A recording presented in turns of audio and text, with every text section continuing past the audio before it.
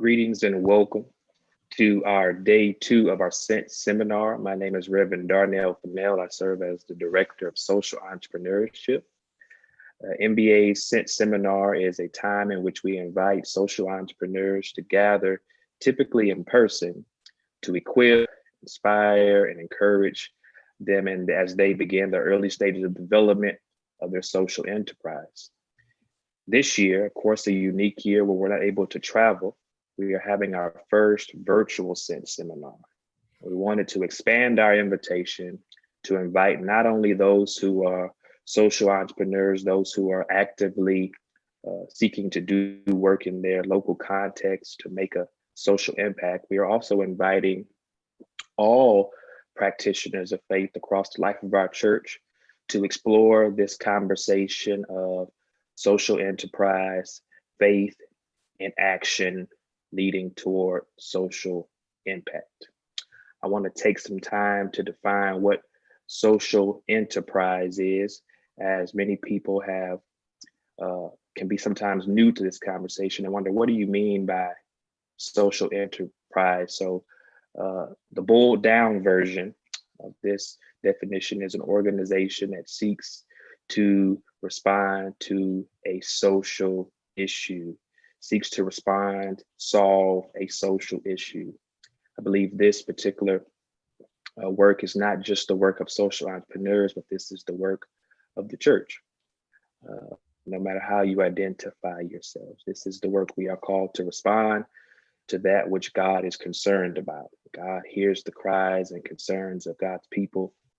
God raises up people like myself and you to respond. This morning's theme is God's economy, and I would explain that more, but we have a great presenter who will be able to invite us into what God's economy looks like. But I will say that this builds off of yesterday's conversation around faith and social impact, that when we begin to employ our faith and work toward social impact, then we live closer into God's economy, which you will learn more about shortly. I want to turn things over to Ashley, who will lead us in our next movement. Yes, good morning. It is very good to be with you all today. If you weren't with us yesterday, my name is Ashley Mayham, and I'm an interim support staff for the Incubate Initiative here at the MBA. And as Darnell said, we want to continue to state that faith-rooted social impact work is holy. It is sacred work. This is the continued expression of Jesus's ministry of feeding and clothing and healing and pushing against and breaking down systems of oppression. And so with that, we want to offer this blessing. We want to bless this work. We want to bless this endeavor and in our process of learning and engaging this subject. And so I want to invite you to meditate on these words, to join us in prayer, however you feel comfortable. God, you are source. You are a God of abundance, and you are a God of equity. Teach us, O generous God, to be generous. Lead us, O wise God, in financial and strategic wisdom. God of liberation, equip us to liberate your people and seek your kingdom here on earth. Amen.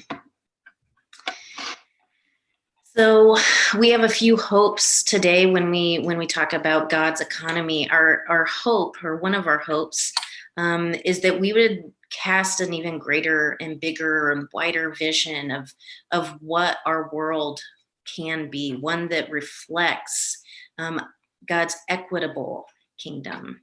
And because today's sessions, they deal more with the fiscal or the strategic elements of what social entrepreneurship is, we hope that you hear and that you really internalize that it is good and holy work to be strategic, It is good and holy work to be prudent with how we use our money so that it can effectively bring about best in change and social impact in a sustainable way. And so we are very grateful for our voice of guidance today and inspiration on this front, Reverend Dr. Patrick Duggan. He is the Executive Director of Church Building and Loan Fund, where he is responsible for advancing its mission and growing its capacity and reach and social impact. Reverend Dr. Duggan has more than 30 years experience in bivocational ministry, serving a local church while working in the public sector, including education and government and nonprofit organizations and economic and community development. And his doctoral project, Ground Zero in the Economy of God, focused on increasing the impact, relevance, and influence of the church by developing church assets for mission. And so it is with great gratitude and excitement that I turn it over to Reverend Dr. Patrick Duggan. Thank you, Ashley, and thank you, Darnell, and all of you for the invitation. I'm excited to share with you today. I'm going to jump right in and pull up my slide presentation.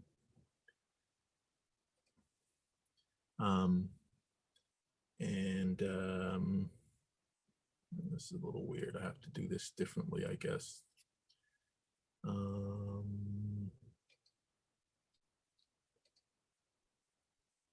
All right. So thank you again. And I'm excited to share with you to talk about God's economy on this great day. I'm going to talk about three things. Let me first say I'm thank you, Darnell, and the team for having me here to talk about a topic that's dear to my heart that I've been focused on for a number of years. We're going to break this presentation up into three parts. We're going to talk about the global economy, because to understand God's economy, we need to look at the thing we think of as the economy when we wake up in the morning or listen to the news. We'll talk about God's economy. And we'll talk about you. I'm always excited to talk with, we call them spiritual entrepreneurs. The more widely used term is social entrepreneurs. So the global economy. And like it did in this picture, it sucks up all the air in the room. And I want us to understand why it's important for us to think about the global economy in order to think about God's economy. And it's a simple fact that the global economy, based largely on capitalism, is focused on generating wealth.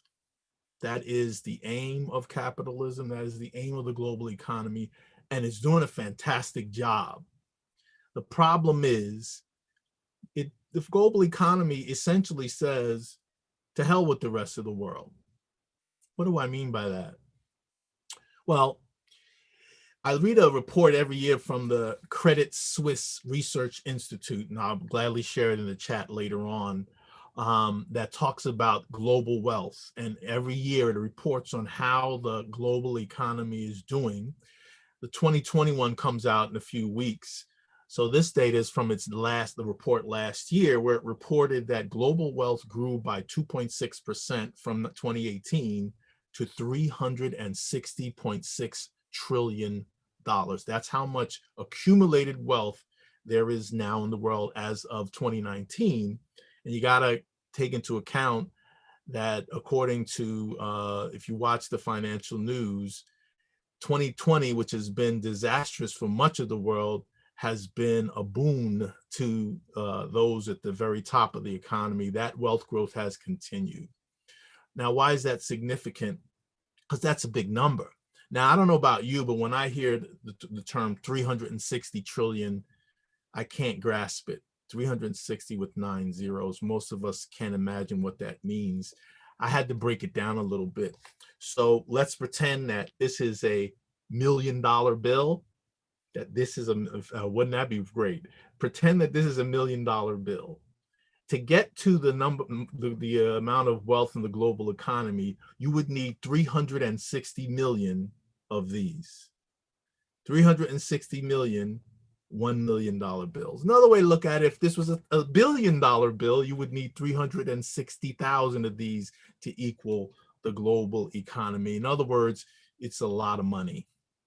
It's a lot. It's more than any of us can imagine.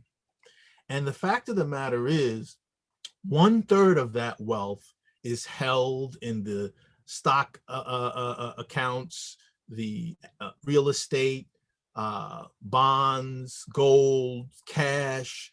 1/3 of that wealth is held by people in the United States of America. Well, you say, why is that such a big deal? There's still 2/3 left. Well, the 2/3 is split up among the rest of the hundreds of countries in the world. So it's a lot. And when we say that we're the richest country in the world, interestingly, the politics would say otherwise. But since 2008, when remember the economic recession, all those people whose houses were foreclosed, investment banks closed, people were jumping out of windows. It was a horrible time. It was the worst crisis, the Great Depression. Well, since 2008, global wealth, especially in the United States, has grown on a tear. We have 1/3 of that wealth, 40% of the 1% of the world that owns the most wealth, 40% of those people live in our country. And within not only that, what makes us the richest country in the world, we have a huge number of people that have accumulated assets of, say, 100,000 or 200,000 or 400,000 or 1 million. They're not uber wealthy, but they have more than most people in the world. This is what makes the United States the wealthiest country. Now, wealth isn't a bad thing. The Bible is indifferent to money. Money is like a hammer. It's not good or bad. It's a tool. But this is the reality of what our global economy produces. So everything is wonderful, right? Not quite, because the underside of that story is that wealth comes at a price, and the price is not paid by those who accumulate it. A big section of that price is being paid by the generations after my generation. I'm a boomer, and people focus on the millennials, but it's also for the generations after them. They're facing a very different future from those before them, with higher unemployment. It's harder to get a house, increased income inequality. Forget about pensions. We know about the gig economy. That generation doesn't have such a rosy picture. And you've heard the reports, is the American dream still the American dream? And the other thing is that whole idea of trickle down from the 90s kind of hasn't worked out that well.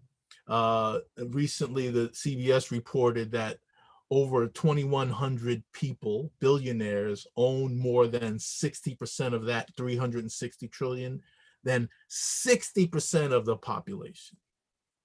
So, and so when we talk about poverty, and I'm not going to go through this whole list, this, because of the technology, details poverty. People 3 billion people living on less than $2.50 a day, 1.2 living on less than $1 a day. 75% of the world's poor live in rural populations. People in developing countries have to spend between 60 and 80% of their income just on food.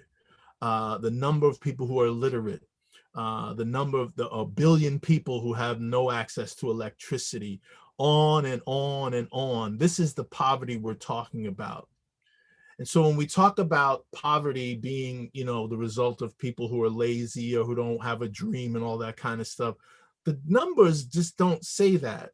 This is a meme that I found online, and, I don't believe anything that's on the internet, right? So I looked it up, that if for the cost of the Iraq war, which is about $2 trillion by this estimate, we would have ended world hunger for 30 years. It turns out that that's only half true. which means we could have only ended hunger for 15 years. The bottom line is our global economy is very efficient, effective at generating wealth. Wealth is not the problem. The problem is that our global economy, as it is structured, does not solve the most basic problems in the world. Even in this country, the richest country in the world, almost half of the population lives at or below the poverty line. Almost half. You can look this up. And the poverty line, you say, well, $47,000 for a family of four doesn't seem so bad. But when you think about what rent costs in most of the country, you think about food costs, healthcare, transportation. If you're on $47,000 and you're in a family of four, you don't have most don't have any savings for an emergency, things like that. But that's the top. It's below that. Half a country, we're 300 and something million. Half of our country lives below the poverty line. And then when the whole idea of poverty that we need to focus on is that it impacts heavily on children and seniors who, I don't care what you think about, people and their lack of initiative. You can't blame children for lack of initiative. And you can't blame seniors for lack of initiative when 1 in 5 children live in poverty, or 1 in 9 seniors live in poverty, or 18 million children don't know where their next meal is coming from in the United States of America. To me, that is mind-boggling. And so the clear fact is the global economy is focused exclusively on wealth, and literally, you want to deal with poverty? That's do-gooders. What does that have to do with those of us who hold all of this wealth? So that's the global economy. But let's talk a little bit about God's economy. All right. And to do that, we have to start with what some things we hold as true, right? As believers. We recite this: the earth is the Lord's.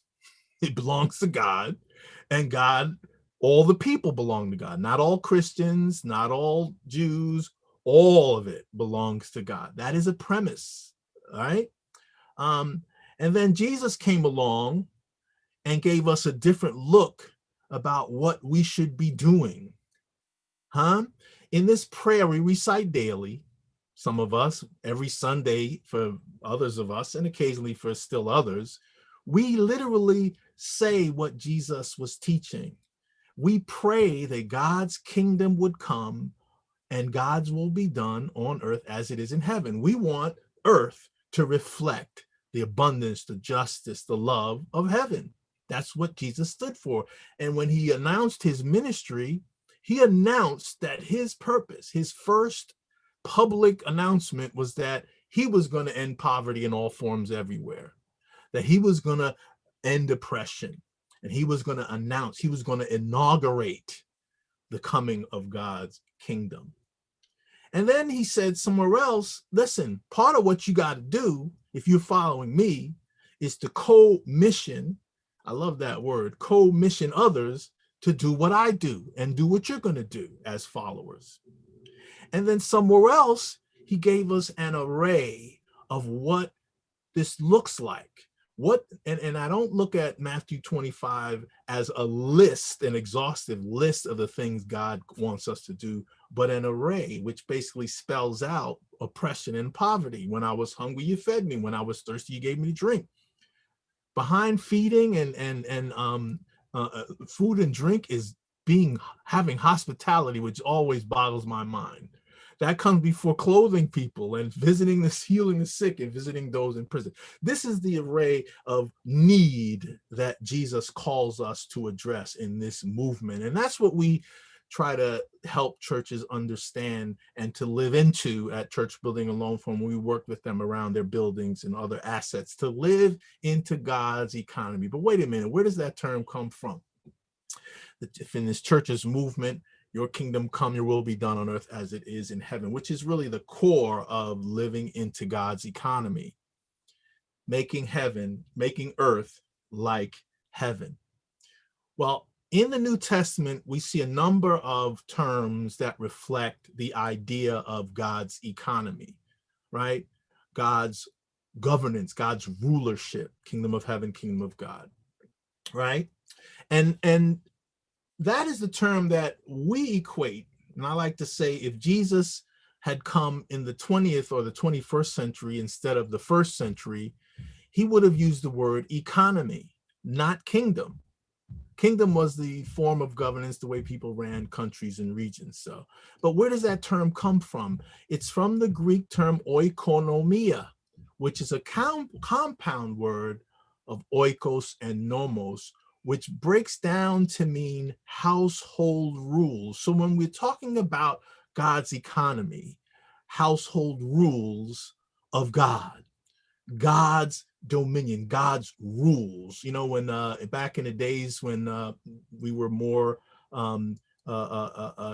gender biased, more, can you imagine? More gender biased. They used to offer in school, boys would take shop and girls would take home economics. And home ec, what was that about? Well, it was how do you run a household? And that's where that's the true sense of the world. And so when we talk about God's economy, we're talking about God's household rules. Now, it's important. I don't want you to think about this as God's economy in opposition of the global economy. That's the wrong picture. The right picture is this. God's economy includes everything. The global economy is the most efficient and effective way to generate wealth in the history of humankind. And it needs to be a part of God's economy, because you know what? You need to generate wealth in order to make change in the world, right? And it pretty much says it in Psalm 24:1. Now, religion, in fact, has always understood it, even though we've kind of strayed away from it right now. And I'm quoting a publication called Faith in Finance from the Alliance of Religions and Conservation. It's an organization that's no longer around. It's evolved into a new organization called Faith Invest that helps global religions connect in new ways with the global economy. And one of the things I learned in reading this, and I actually wrote a piece for this in the preface to the book, is how much religion has participated as an economic being for millennia, right? Because if you look at the faiths, and I'm not just talking about Christianity, but all the global faiths, and I'm quoting this text, there's the wisdom of religions, but there's also the business of religions. There was a study done a couple of years ago that said that in the United States in 2016, religion in the United States is worth more than Google and Apple combined. I know we think about the church being poor, religions being poor. I don't know if that actually says it. You're talking about $1.2 trillion annually, right? And if you think about religions as a whole, religions own 8% of land in the world, 5% of commercial forests, half of the schools, more TV and radio stations than the EU, 10% of the world's financial investment, the fourth largest group of investors. So there's wealth within us. But how does that impact the world? How can it impact the world is the question. But religious faiths have been here. We predate banking. We predate the economy. We predate corporations. We we were the first entrepreneurs. And we have steered humanity through wars, ecological collapse, civil wars, drought, delight, terror, opportunities, now several pandemics over multiple millennia. I laugh when I talk to developers and financiers who want to teach the church how to do money. I said, listen, we're your great grandfathers and mothers. Go over there and sit down. And yet we think of ourselves as dying. This is another meme from the internet. I haven't fact checked this one, which predicted when the churches would die. And see, I don't have disciples on there because I was trying to impress the United Church of Christ people. We got about 20 years left, according to this meme. But most of us have heard the constant drone about our demise. And the fact of the matter is, I question that drone. Even today, they're saying it because of COVID, that how many churches are going to close. What I found is how resilient churches have been to move to live streaming and electronic giving. And the fact of the matter is, the church and religions still have huge assets. So should we be focusing on how we're going to die? I think, especially those of us who have any kind of control over assets, as in the church building and loan fund, our founders were clear that wealth was to be used to advance mission. Assets should be used to advance mission. And so they raised $60,000 in 6 months and started building churches, because that was not because they like buildings, but because the way to advance the church was to build churches out west at that time. Way out west was Ohio. The church was built based in the East Coast. And a core guiding a principle for our fund over its 167 years is the idea of leverage. To leverage our assets to advance the gospel. What I argue in my Doctor of Ministry is that the church must leverage its wealth, its buildings, everything it has, so that those problems that the global economy sees as externalities, those problems are solved. And my mission personally and for the fund, the vision is to transform communities by helping the church live into God's economy. So we've talked about God's economy. We've talked about the global economy, and I hope you keep this graphic in your mind to understand that our task is to the green one and not to the black one. That's our calling. Now I want to talk about you. I love what we call spiritual entrepreneurs, but the generic term is social entrepreneurs. And I love this quote from Bill Drayton, who writes about social entrepreneurship. The core psychology of a social entrepreneur is someone who cannot come to rest in a very deep sense until he or she has changed the pattern in an area of social concern all across society. Man, I read that and that resonated with me. I know that resonates with you. You can't sleep. You can't stop until you solve that problem that's on your heart, your calling. And that's why when a couple of years ago, we started with at the Church Building Loan Fund, our social entrepreneur, spiritual entrepreneur program called the DESE. With, you look over here, you might recognize this guy. He's part of our current cohort of fellows. And we believe God has called you who are social entrepreneurs. God has called all of us. But for those of you who understand that money has to be used to advance mission, and you have an idea and you know that God is calling you, but you're not called to be a pastor or a bishop or a adjudicatory person or somebody within the church. Your calling is to something else.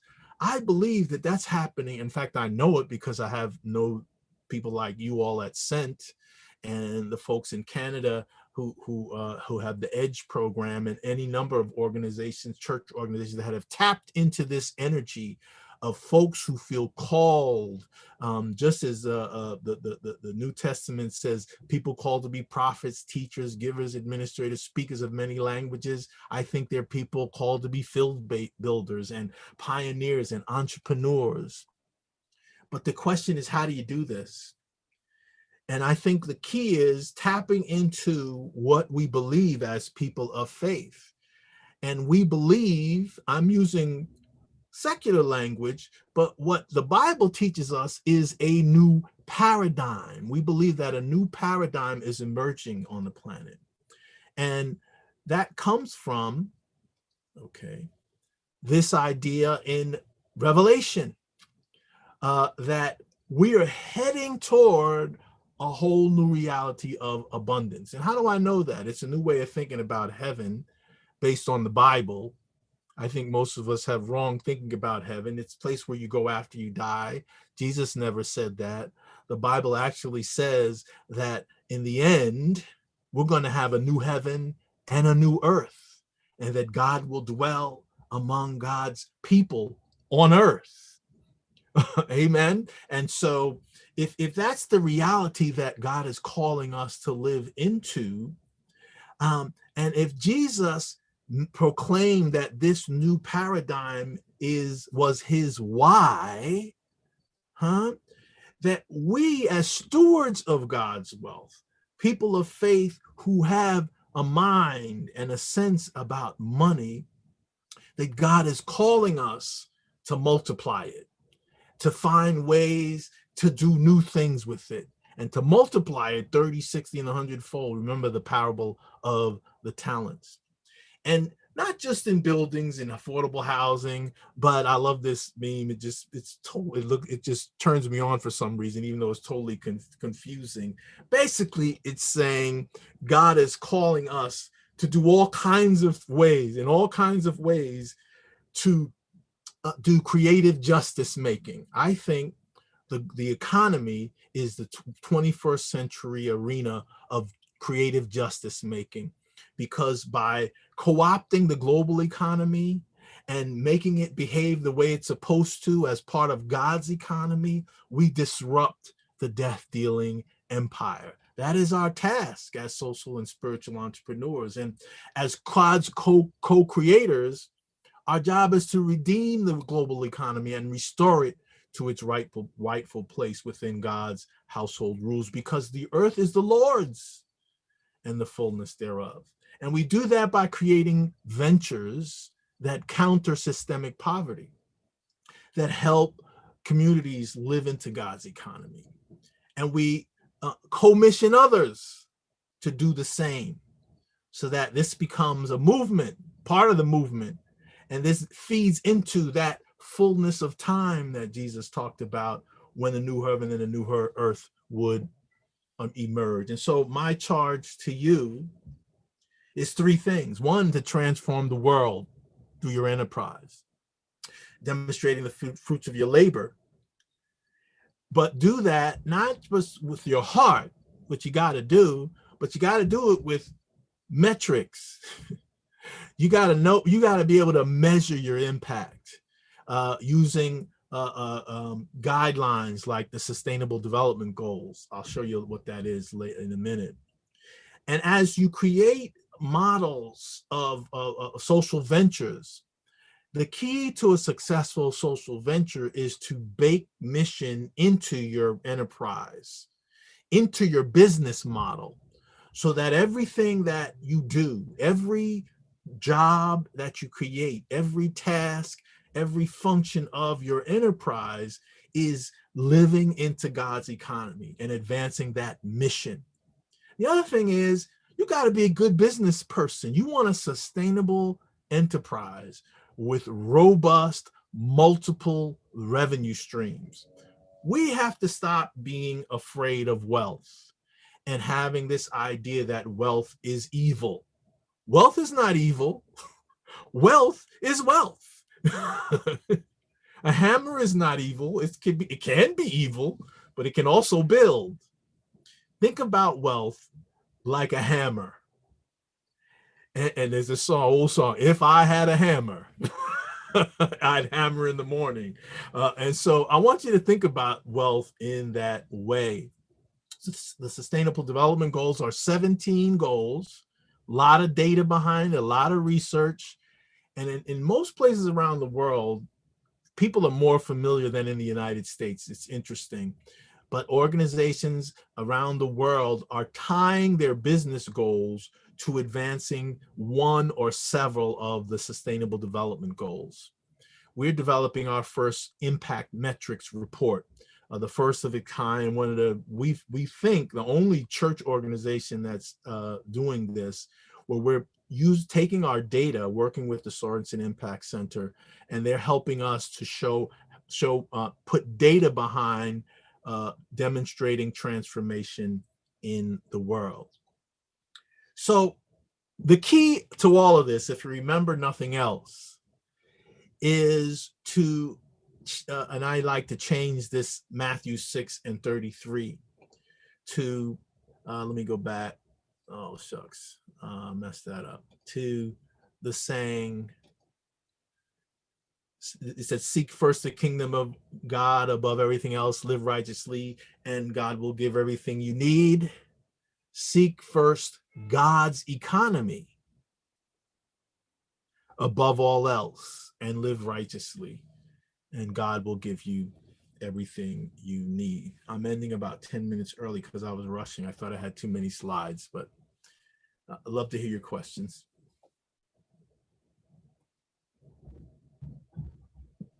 Start by saying thanks for inviting us to imagine what God's economy looks like, so that we know that our endeavors of creating social impact, whether through a social enterprise or through the local church, that we are doing so with the vision of making God's economy real with us, among us, globally, as it is in heaven. So thank you, Reverend Duggan. I really appreciate what you shared, and I'm sure our viewers have as well. So I want to make some time for some questions. Let's see what emerges in the chat.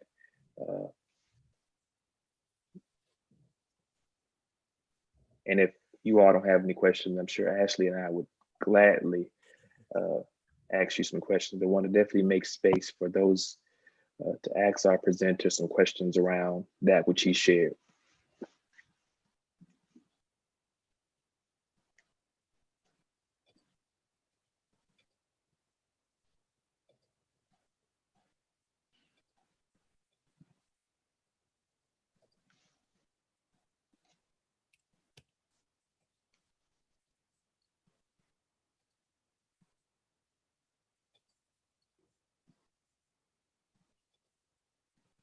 Well, as questions perhaps are beginning to brew within people, I'll start us off with a question. We know this conversation is placed in the arena of social enterprise. I wonder how we could ask the question of how the local church works toward leading us to God's economy. So not someone who says I'm a social entrepreneur. I'm just a local church parishioner or local clergy person. How are some ways in which they can begin to imagine how we lead us into this? That's a great question. And in fact, in my doctorate, I argue that the church is ground zero in the economy of God, that the church is, we have to think of local churches.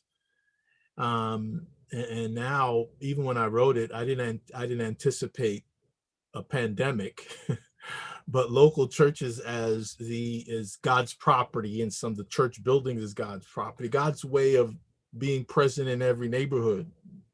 And even though we're not in buildings, that still holds true, that it's God's place in every neighborhood, God's houses of worship. Each of those has a budget. We spend money, we take in money, we expend money. Some of them even have endowments, accumulated wealth. All of us use things like electricity, right? And so how can a local church live into God's economy? First of all, you can do things with your money that direct more resources to ministry. For example, solar panels. That's a real simple example. A lot of churches have converted to solar panels. Our local church that I serve has solar panels now for about 12 years, where you can significantly reduce your expenditures. That's one impact. But the other impact is you lower your carbon footprint. You make for a healthier planet. You create jobs in an alternative industry as opposed to oil. So practical, church host or even help local businesses in the season of economic recession. If you had even $5,000 or $3,000 or $2,000, and you looked at your local businesses and said, You need help? We want to invest in you. We'll give you a $500 loan at 2% or something to help them through this season. If you have an endowment, many churches have become totally non-faithful when it comes, or non-religious when it comes to accumulated money. And they say, we can't risk our money on impact investments because it's God's money. We have to be conservative. So we invest it, just like Wall Street. Think about that. And yet the whole arena of impact investing, now 40 years old, something like, I think at last count was $4 trillion, where it's respectable now, or almost, and yet a lot of churches with endowments wouldn't think about doing impact investing. In other words, investing your money to advance a social goal. There's so many ways that we can think about hosting, seminars to talk about entrepreneurship, or generating entrepreneurs out of the church, allowing folks to, even if they're not necessarily social entrepreneurs, but teaching young people how to use money, but by the church doing it, you're teaching certain values that may not happen in a typical business school. So there are a lot of ways that the local church, we in other ways, a community garden. We did 1,000 square foot community garden at our church for about 7 years. We've stopped for a while because people stopped being interested. We're going to start up probably in another couple of years. But we raised something like 10,000 pounds of food and gave it all away. Now think about, if you did, this was 1,000 square foot garden, but think about the fact in the first year, about I think it was 10,000 if I'm not mistaken, a lot of food. And think about the impact of giving food away to families who are struggling to pay rent. But imagine if every church had a community garden, or a network of churches can participate in the community garden. There's a number of ways that churches can think about participating and advancing God's economy in their space. Thank you, Patrick. We now have the questions in the queue, so start as they came in. So Stewardship Month is coming up, October, November. How do we help the church see this as a part of their stewardship? Yeah, I sometimes, because it's called stewardship, we think it's different from management, which is what it means. And being one who holds somebody else's money and uses it for the purpose that that owner wanted it to be used for. And I think we need to get in touch with what that means. Look at the parables on stewardship, right? The Unprofitable Steward. I love that one. That's a hard one. I think it's Luke 19 or 16. One of them, I mixed that up. Where he was praised by his Lord for being he was kind of tricky. He was kind of slick with the money, but toward the end of pleasing God's master. Jesus teaches us to be wise as serpents, but gentle as doves. I don't know if we have that kind of wisdom. I wonder if we think about the money that we raise as God's money. I come across a lot of churches, and that is a leap for some of us. That's our money. That's the church's money. It's not even the church's money. It's God's money. Your building is not yours. It's God's assets. God recognized that God needed assets to operate in this world because God saw where we're going with our economy. So why aren't we using our buildings to live into God's economy? So how do we rent space? How do we make space flexible so it can meet needs within the community? And when we raise money, right, how is that money, how do we demonstrate that that money is going for a purpose that honors God? Because part of the challenge is, people say, here they come again, asking us to do that tithe. But how often do we talk about ways that God's money, the money that is held by the church, is advancing the kingdom of heaven, God's economy? I think those are some of the things to think about. Disciples happen to have great stewardship resources, by the way. I've seen them. I'm jealous of them. But I think it's important to think in those terms. Thank you. Thank you so much for that response. Next question.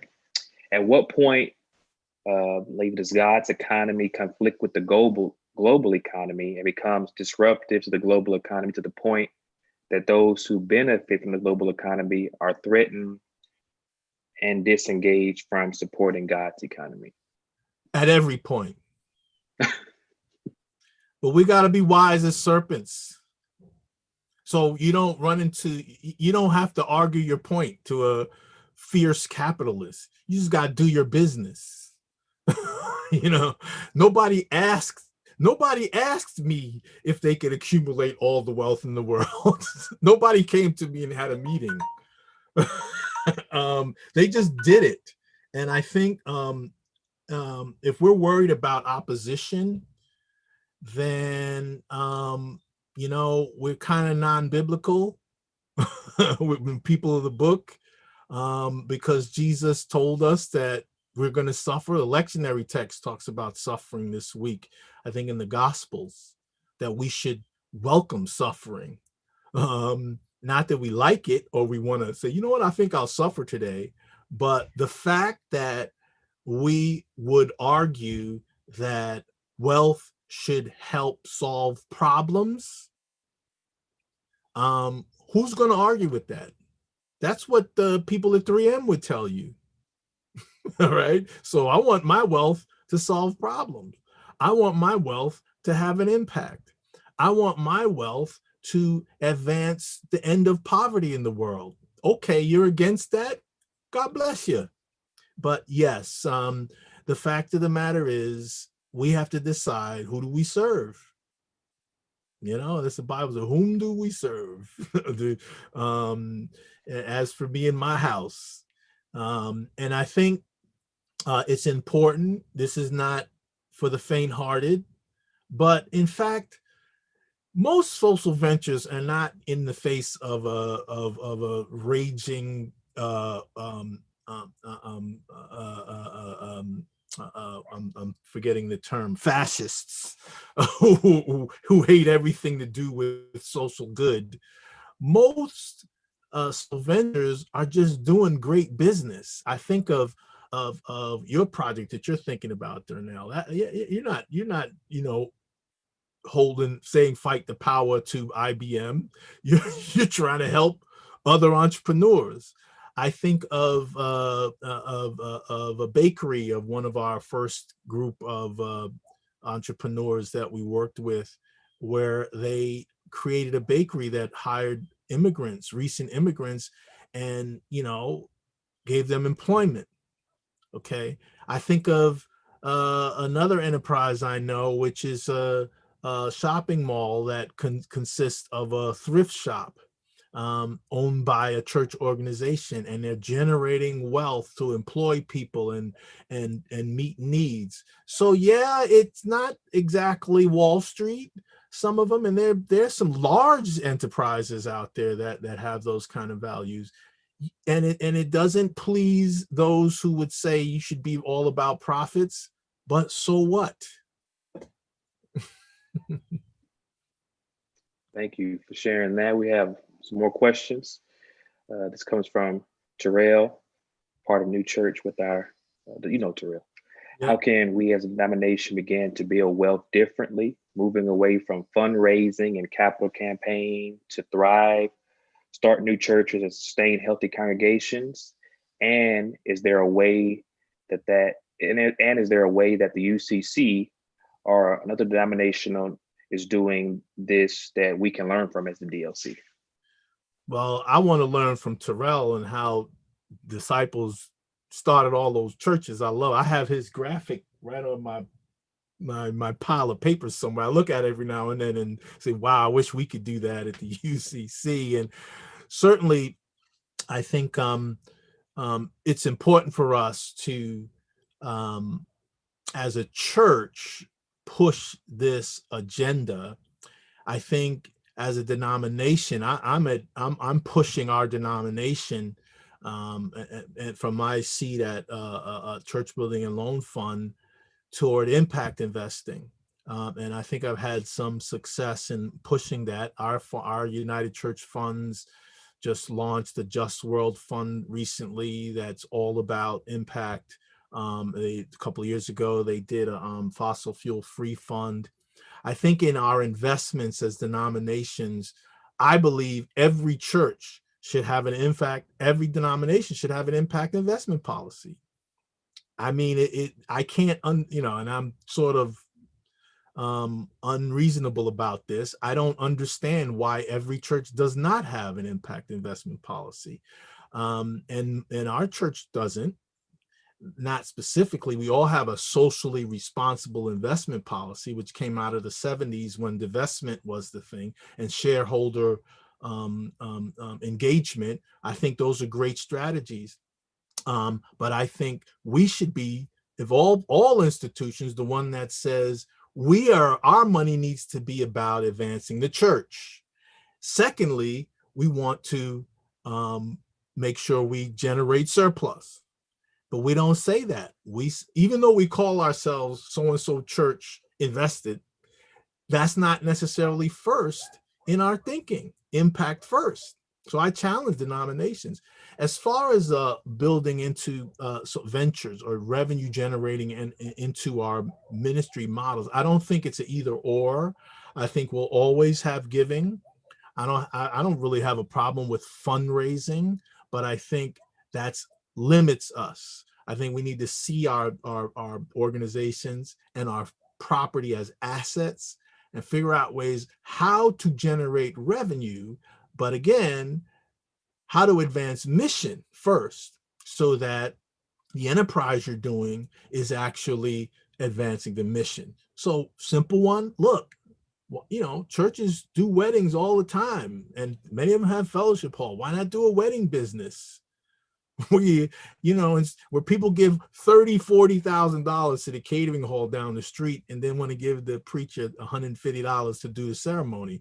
Why not do the whole thing in the church and fit out the fellowship hall and get a wedding coordinator, add the photography, all that. That's something all churches do.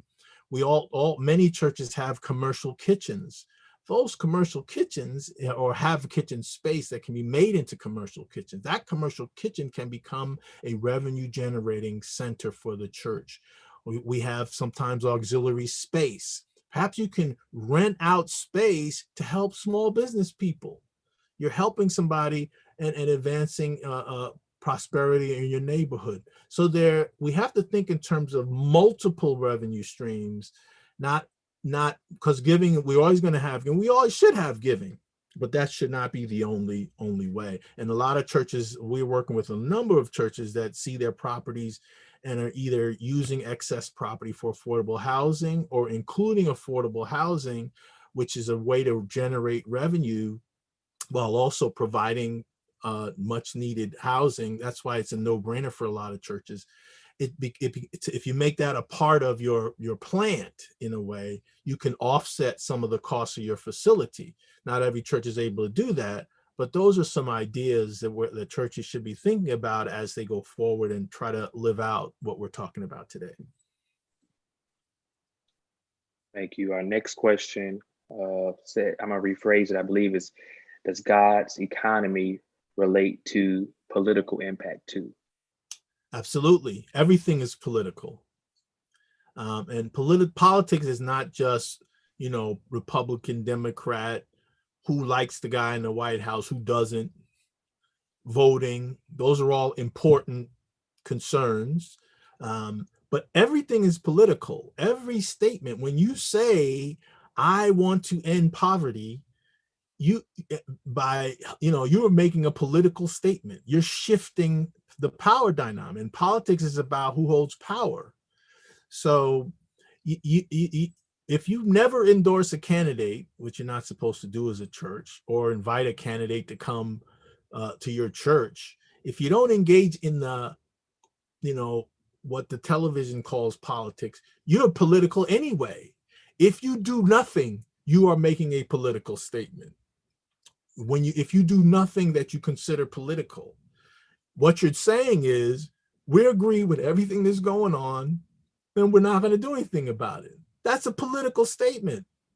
So if you say we want to dismantle racism, that's political. So the idea that the church can somehow be apolitical or non-political, that's a fantasy. And we need to get out of that. And understand that making a stance on the side of Jesus. Remember, he was killed by Caesar and the Jewish authorities, or the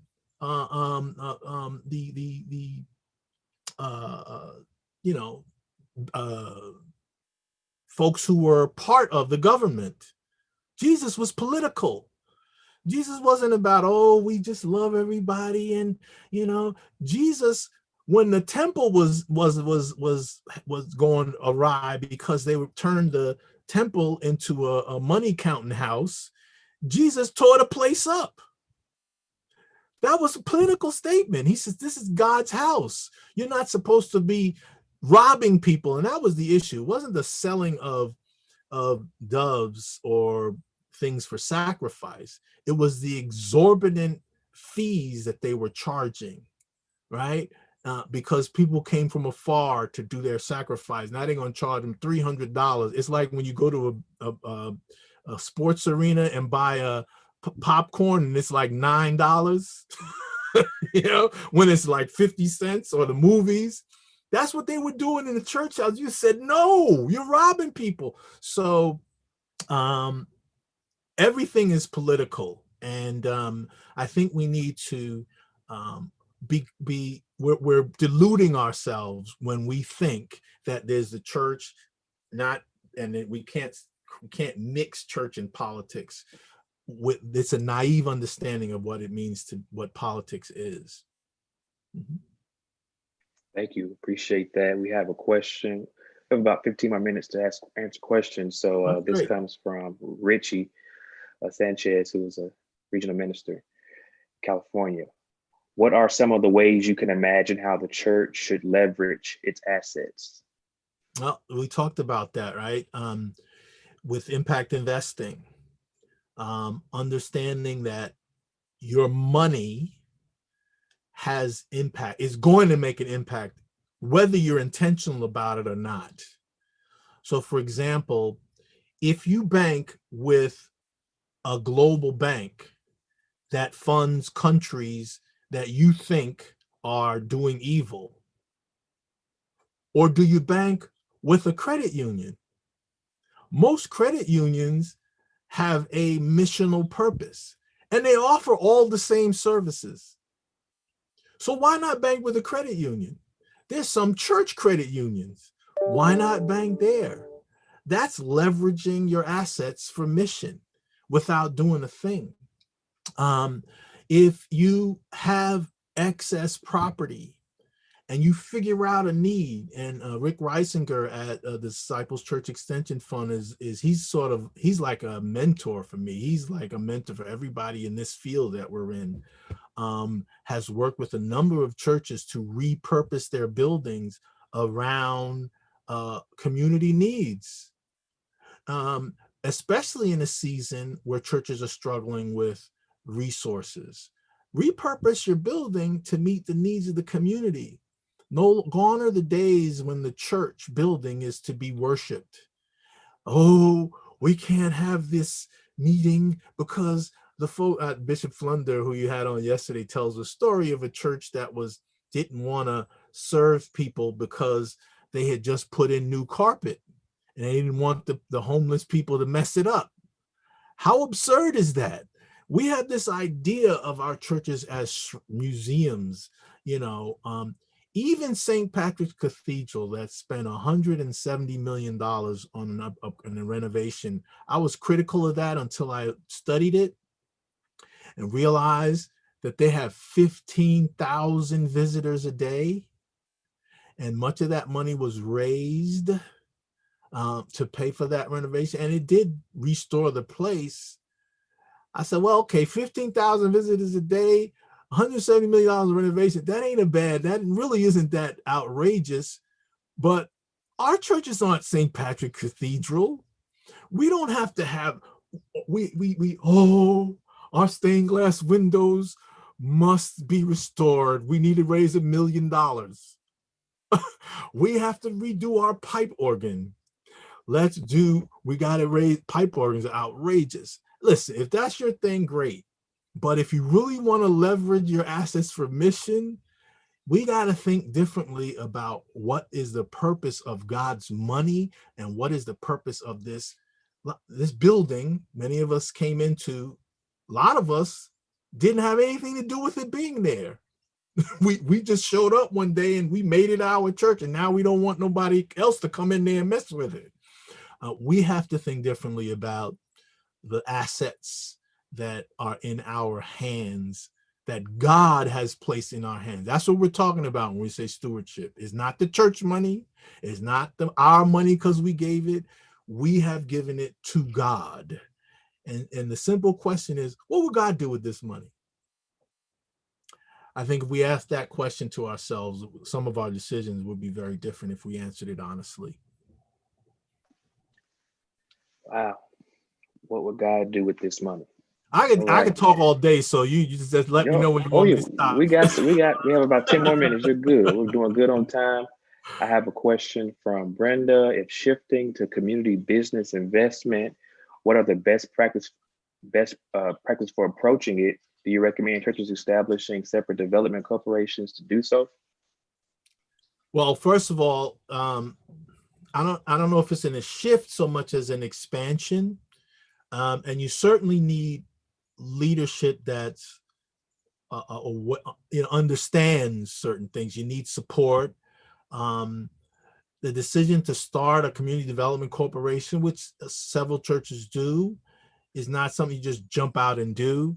But I think you start by looking at your mission, your church mission, and the capacity and the need of the community, because you're not doing a generic enterprise. You're doing something that you can actually meet the needs of the community. We don't think about church so much that way, but that's what our purpose is. So what's going on in the neighborhood, in the community around us? Where are the deficits? A lot of churches say, well, let's do a daycare center. I say, okay, that's a nice thing to do. It's harder than people think.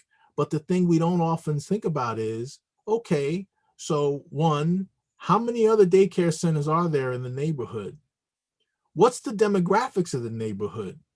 You do the demographics and you find that it's 70% people over the age of 65 or something like that.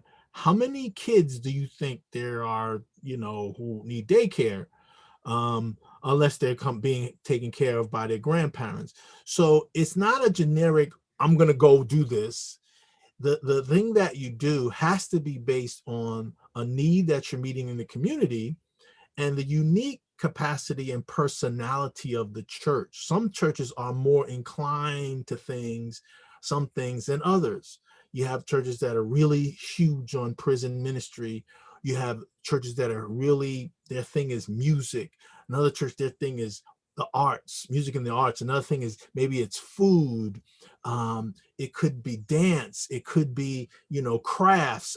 You have to base it in earth, in the reality of who we are in this community. What are the community needs? And the sweet spot of your enterprise or your new ministry could be is where those two meet, the community needs, the personality and capacities of the church. Then you think about, well, is this a ministry where, or do we need to create some other kind of structure like a community development corporation? And then you consult with an attorney around building that. It's a process. But yeah, I think you have to start by self-examination. I think there are tools within both the Disciples of Christ, United Church of Christ, We Church Building and Loan Fund, where you can, and all many of the denominations have folks who can help you work that through, so that you're not just, I want to start something, but you're starting it based on data and research of both your church and community.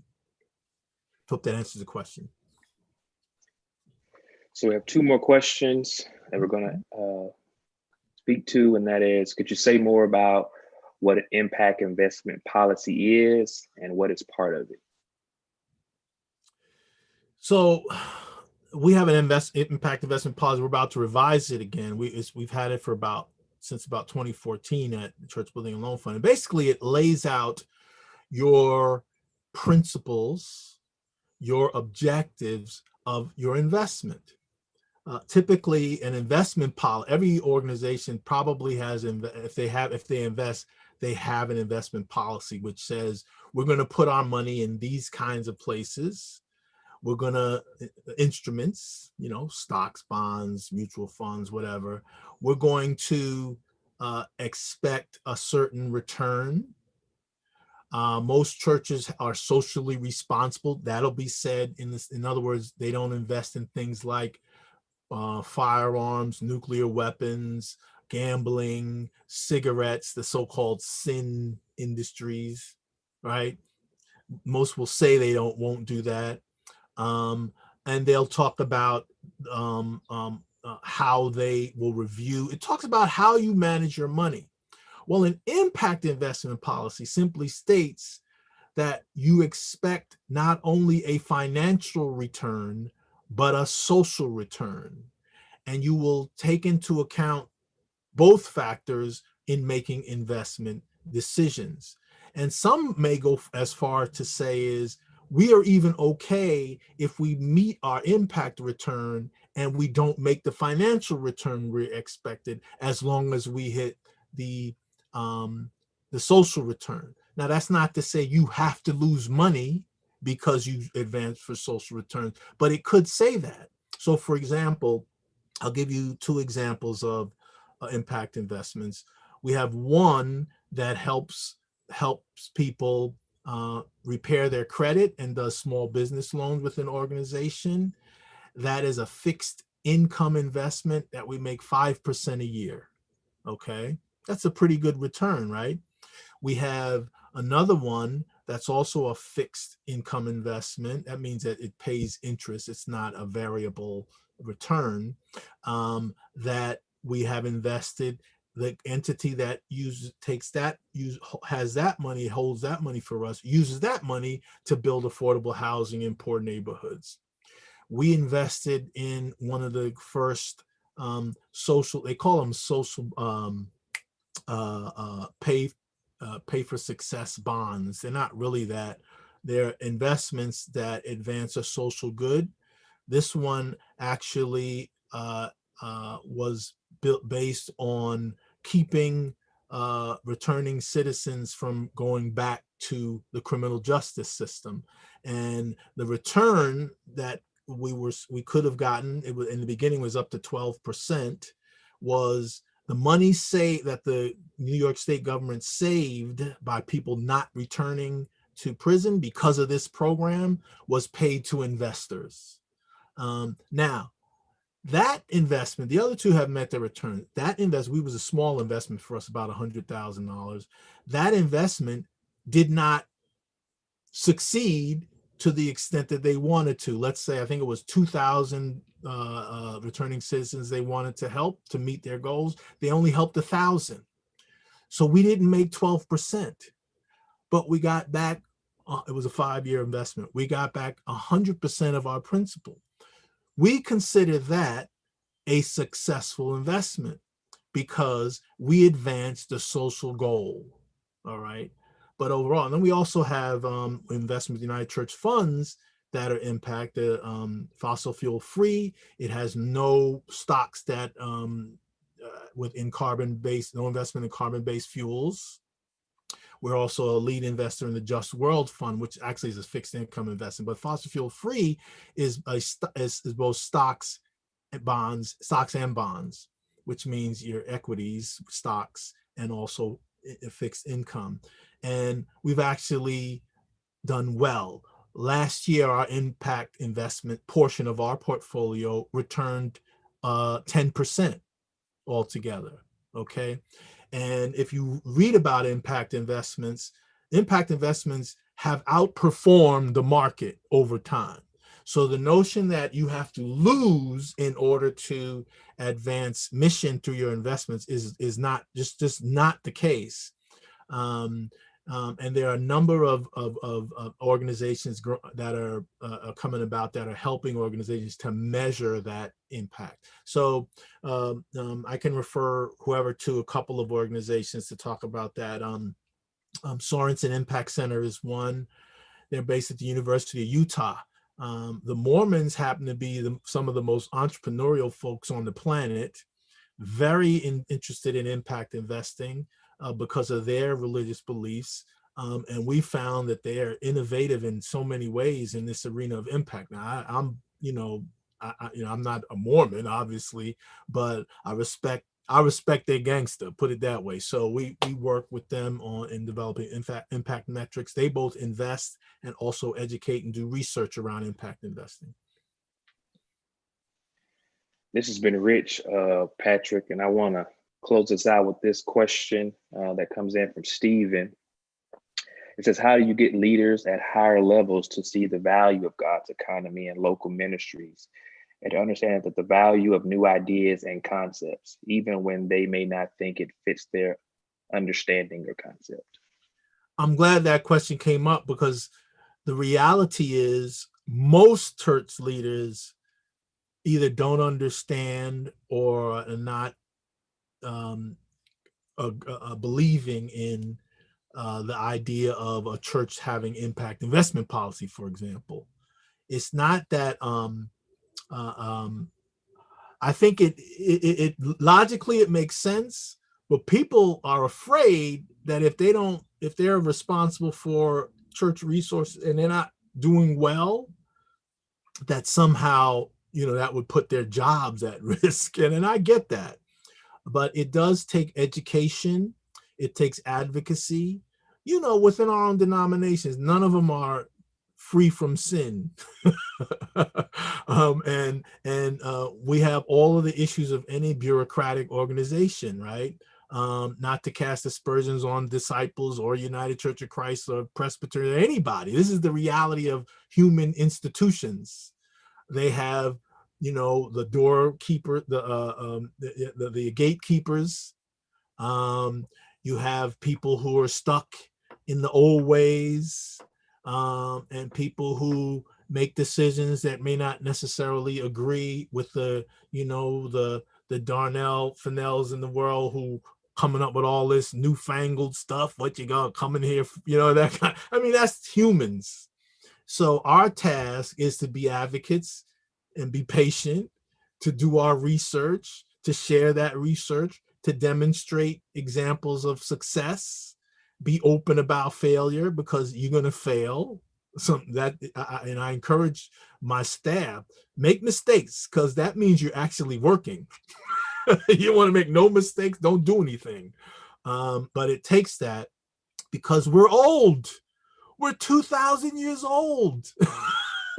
Old things don't change very fast. It's like a ocean liner. You got to start turning 20 minutes ago to make a right. So it takes that. And I think as long as there are leaders like yourselves out there pushing it, you are the next generation of leadership. So, if they don't come around to your way of thinking, just wait 20 years when you're in charge. So thank you, Darnell. Thank you for having me. I enjoyed this tremendously, and I pray for God's success upon the rest of this event. Thank you. God bless you all. Thank you. What is Darnell said, what a rich time. Thank you for grounding us and inviting us to this new paradigm of God's economy and really digging that into scripture. And so I'm deeply grateful. I know our participants are challenged and encouraged. We're really grateful for your voice and your time. And so thank you. We just have a couple of quick announcements I'll post in the chat function here as I did yesterday. We have some contact information for myself, for Darnell and Will, who we would really encourage you to reach out to if you're experiencing any questions or concerns about Zoom and accessing different presentations. We want to also draw your attention to the 2020 Cent cohort. For those of you who are already doing work and maybe you already have a social enterprise or you have a really firm idea for social enterprise, the 2020 Cent cohort is an opportunity for connection and support, networking, and coaching. And we encourage you to submit an application there. You should also see the Blackboard course link invitation. If you have not already created a username for yourself and an account on Blackboard, we'd really encourage you to do that. We already have handouts and materials that our presenters have uploaded there. And we've already had some discussion going, so we'd encourage you to hop on there. Each presentation has its own discussion thread, and so you can click on there, and some people have asked questions. Some of the presenters have added some comments there, and we'd really encourage you to do that. There's also a discussion thread that's entitled Brain Dates. We really want to encourage you to hop into that discussion thread. And for any of you who are wanting to connect with some of your peers, maybe there's a question or an idea or something that you just feel really passionate about and you'd like to connect more with your colleagues and your peers. The beauty of technology is that we're in totally different places throughout the country. And so we want to encourage you to check out the Brain Dates discussion and just interact with each other there. If you look in the calendar icon on Blackboard, you should also see our schedule and links to all of the sessions there. And then lastly, you'll see in the chat function that there is a link to kind of a resource bank that is that's already in MBA's website. And so we want to connect you with some resources that we already have concerning social entrepreneurship, and we want you to have access to that. Oh, I think that is it. What a powerful and inspiring and exciting start to day 2. Reverend Dr. Duggan, we are just deeply grateful, very excited to engage with you all in the coming sessions. Our next session takes place in 1 hour and 10 minutes, 9 minutes. And so you'll want to refer back to that webinar link document. All of those links should be good to go. We did not have to change anything. So simply click on the link of the presentation you would like to attend, and we will see you there. Thank you, everyone. Go in peace.